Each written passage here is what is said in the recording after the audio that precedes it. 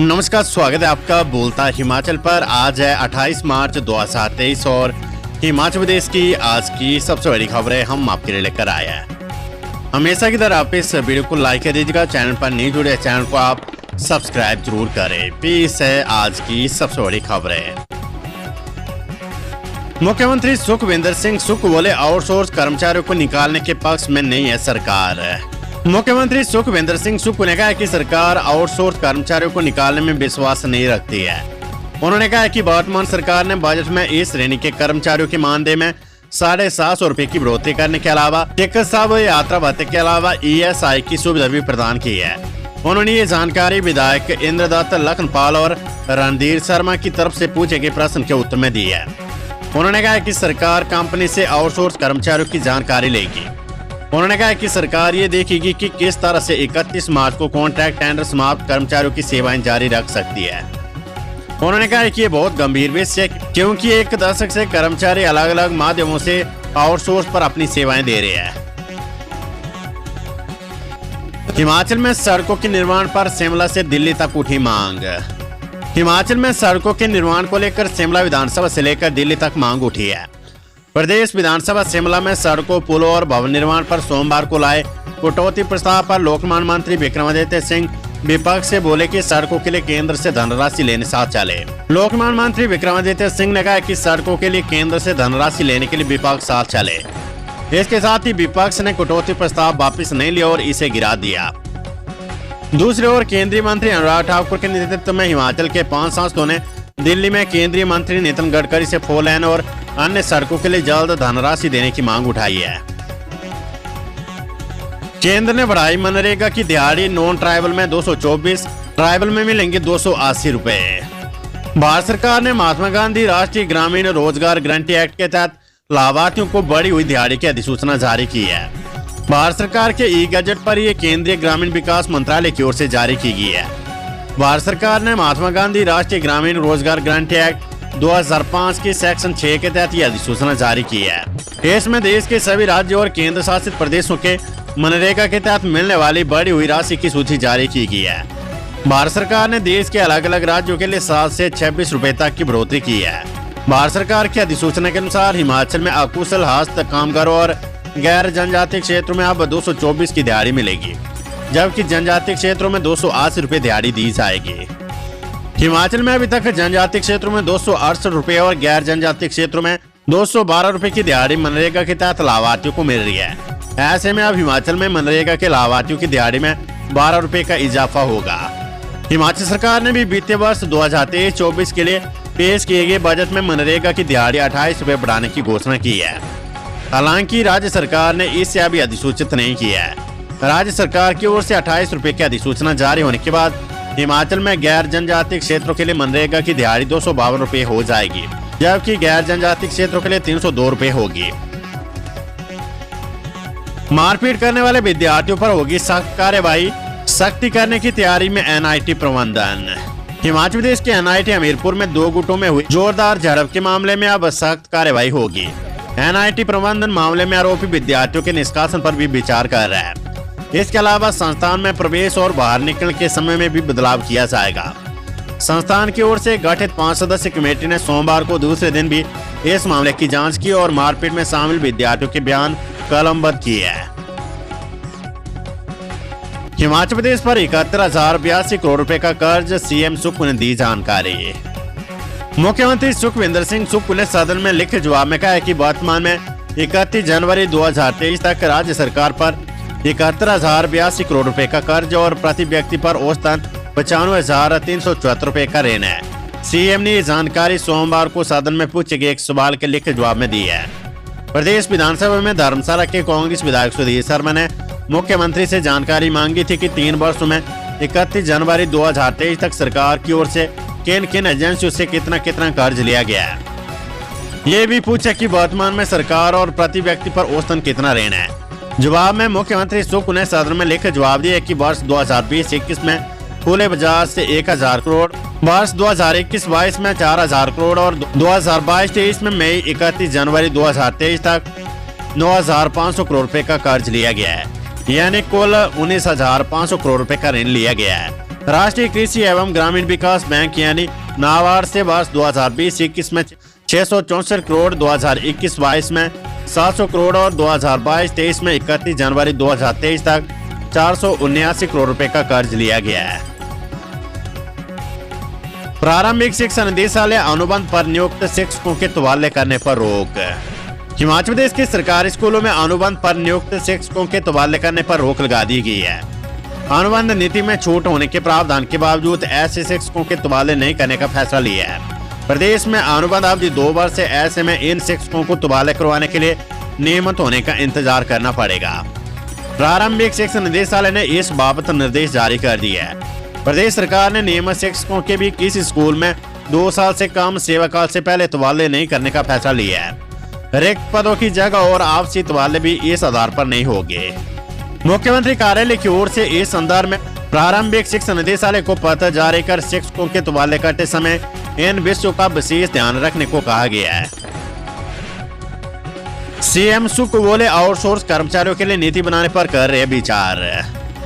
मुख्यमंत्री सुखविंदर सिंह सुक्खू ने कहा है कि आउटसोर्स कर्मचारियों के लिए नीति बनाने पर विचार किया जा रहा है। किसी भी कर्मी को नौकरी से निकालने की नीति कांग्रेस सरकारों की नहीं रही है। कंपनियों के तहत नियुक्त आउटसोर्स कर्मचारियों के अनुबंध पत्र देखने के बाद आगामी फैसला लेने का मुख्यमंत्री ने आश्वासन दिया है। सोमवार को प्रश्नकाल के दौरान कांग्रेस विधायक इंद्रदत्त लखनपाल ने सवाल करते हुए आउटसोर्स कर्मियों के लिए स्पष्ट नीति बनाने की मांग की। उन्होंने कहा कि 2021-22 के आंकड़ों के अनुसार प्रदेश के सरकारी विभागों और उपक्रमों में करीब 19,916 कर्मी आउटसोर्स आधार पर तैनात है। अगर एसएमसी और कंप्यूटर शिक्षकों सहित कुछ वर्गों को भी जोड़ लिया जाए तो ये आंकड़ा 40,000 पहुंच जाएगा। उन्होंने कहा कि ये सभी कर्मी अपने भविष्य के लिए चिंतित है। भाजपा विधायक रणधीर शर्मा ने कहा कि 31 दिसंबर 2022 को जल शक्ति विभाग से कई कर्मचारी नौकरी से निकाल दिए गए हैं। 31 मार्च 2023 को अन्य विभागों के टेंडर समाप्त होने वाले हैं। इससे कामकाज प्रभावित होने की संभावना है। उन्होंने सरकार से वैकल्पिक व्यवस्था करने की मांग उठाई है। जवाब में मुख्यमंत्री ने कहा कि जल शक्ति विभाग में इस वर्ष 5,000 पद भरने का फैसला लिया है। आउटसोर्स कर्मियों को यात्रा भत्ता और ईएसआई की सुविधा भी दी जानी है। उन्होंने कहा कि सरकार जल्द ही इन कर्मियों के लिए नीति बनाकर लेकर आएगी। विधानसभा सत्र नियमित नहीं हुए पीटीए शिक्षकों पर जल्द होगा निर्णय।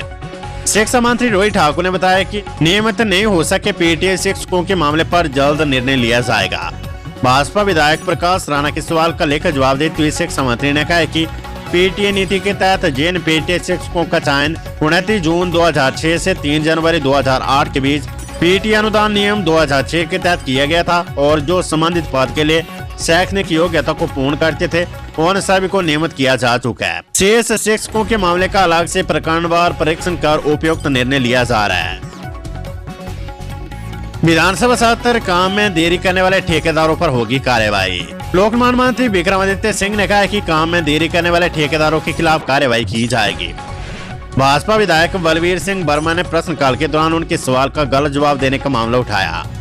उन्होंने कहा कि जिन सड़कों का काम 31 मार्च 2023 तक पूरा करने की बात कही जा रही है वहां अभी तक कई किलोमीटर की सड़क बनना शेष है। जवाब में मंत्री विक्रमादित्य सिंह ने कहा कि प्रधानमंत्री ग्राम सड़क योजना भाग 2 को 1 साल और चलाने के लिए केंद्र सरकार से मंजूरी मांगी गई है।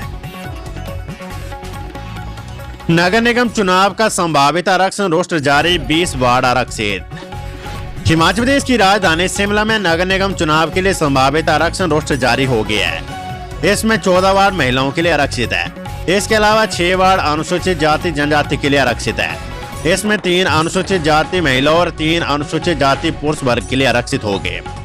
14 वार्ड अनारक्षित रहेंगे। सरकार की ओर से निर्वाचन नियमों में बदलाव के बाद जिला प्रशासन की ओर से तैयार किए गए इस नए रोस्टर से कई निवर्तमान पार्षदों के द्वारा अपने वार्ड से चुनाव मैदान में उतरने का सपना टूट गया है। विधानसभा सत्र सांडिल बोले, जल्दबाजी में शुरू किए गए जयसिंहपुर नागरिक अस्पताल मामले की होगी जांच। स्वास्थ्य मंत्री धनीराम सांडिल ने कहा है कि जल्दबाजी में शुरू किए गए जयसिंहपुर नागरिक अस्पताल मामले की जांच की जाएगी। सोमवार को सदन में प्रश्नकाल के दौरान कांग्रेस विधायक यादविंद्र गोमा के सवाल में मंत्री ने कहा कि जयसिंहपुर अस्पताल में स्वीकृत 47 में से 26 पद रिक्त है। रिक्त पद जल्द भरे जाएंगे। अस्पताल को 50 बिस्तर क्षमता से बढ़ाकर 100 बिस्तर करने का विचार भी है। विधायक गोमा ने कहा कि अस्पताल को अभी 100 बिस्तर करने की अवस्था नहीं है। रिक्त पद जल्द भरे जाने चाहिए। विधानसभा सत्र सीएम सुख बोले कर्णामूलक मामले पर विस्तृत चर्चा कर लेंगे फैसला।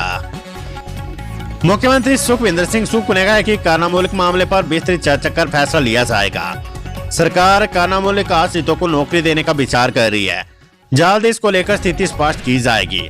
विधायक के.एल. ठाकुर ने प्रश्नकाल के दौरान पूछा कि इस वर्ग के आश्रितों को नौकरियां देने के लिए पारिवारिक आय को किस प्रकार से सरकार तय करेगी। डॉक्टरों की सलाह, बच्चों और बुजुर्गों के लिए H3N2 वायरस घातक, कोरोना की तरह लक्षण। आईजीएमसी प्रबंधन H3N2 वायरस इन्फ्लुएंजा के मामलों को लेकर सतर्क हो गया है। इसके लक्षण कोरोना की तरह ये डॉक्टरों का कहना है कि बच्चों और बुजुर्ग लोगों को इस बीमारी से बचाव की अधिक जरूरत है। हालांकि इसको लेकर अलग से आइसोलेशन वार्ड बनाने की जरूरत को डॉक्टरों ने मना किया है। आईजीएमसी में रोजाना खांसी, बुखार और गले में दर्द के सैकड़ों मरीज उपचार के लिए आ रहे हैं। अस्पताल आने वाले मरीजों के लिए मास्क पहनने की हिदायत दी जा रही है। हिमाचल में 126 नए कोरोना पॉजिटिव मरीज, अस्पतालों में मास्क अनिवार्य। हिमाचल प्रदेश में सोमवार को 126 नए कोरोना पॉजिटिव मरीज आए हैं। स्वास्थ्य विभाग के आंकड़ों के अनुसार कुल 1326 नमूनों की जांच की गई। 47 मरीज ठीक हुए। प्रदेश में कोरोना सक्रिय केस 495 हैं। कोरोना से सोमवार को किसी की मौत होने की रिपोर्ट नहीं है।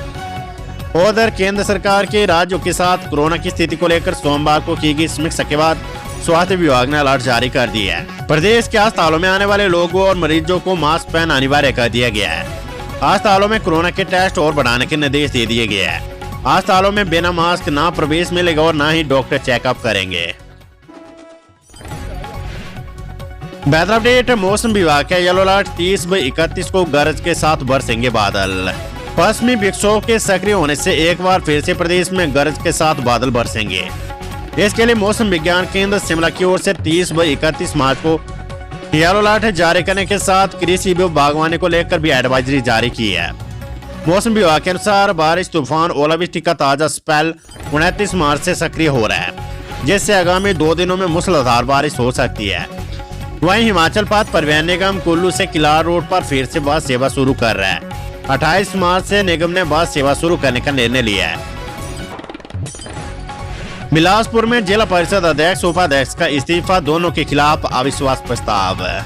भाजपा राष्ट्रीय अध्यक्ष जेपी नड्डा के गृह जिला बिलासपुर में जिला परिषद बिलासपुर अध्यक्ष कुमारी मुस्कान, उपाध्यक्ष प्रेम सिंह ने अपने पद से इस्तीफा दे दिया है।